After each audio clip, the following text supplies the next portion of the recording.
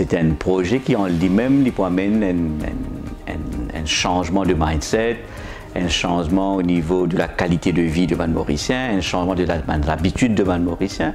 Et surtout, c'est une nouvelle configuration totale pour le pays.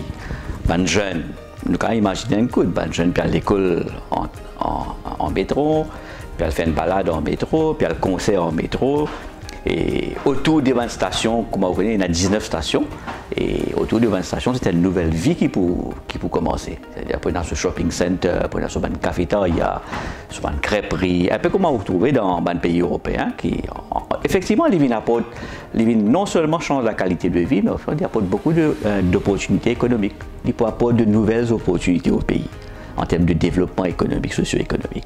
Alors, comment le Premier ministre, il dit de ce discours quand il lance le métro, il dit it will be a game changer.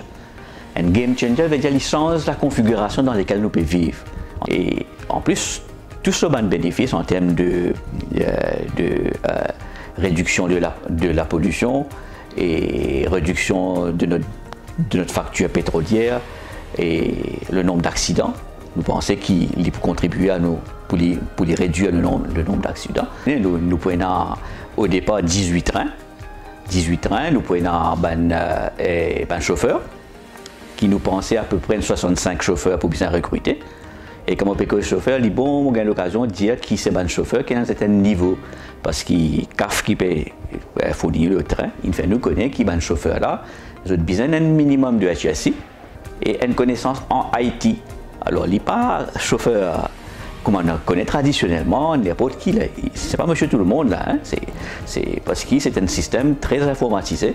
Et puis, il y a des gens qui ont un certain knowledge et c'est un niveau aussi. Au niveau de mon inspecteur, ok? Pour un inspecteur, pour un niveau de la sécurité. Au niveau de Metro Express Limited, la compagnie qui peut implémenter le projet et qui peut gérer le projet par la suite.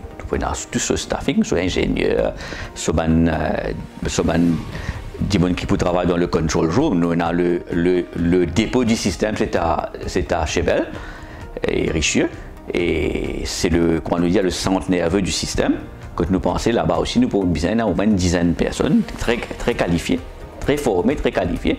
Les trains même sont les trains de la dernière génération du Airbus 100, c'est-à-dire la 3e génération, qui est un train très, très sophistiqué. Un train qui en termes de sécurité, c'est la toute dernière, hein, le tout dernier cri qui nous est là. Hein. Alors, nous pas trop tracassés, mais comment nous dire, nous devons prendre toutes les précautions et nous prendre les dispositions qui besoin. It will be the future in time. The tagline is the future in time. Whatever you will do it on time. Si vous sortez de la case, le train vous trouvez, il est écrit à 8 heures, le train peut passer.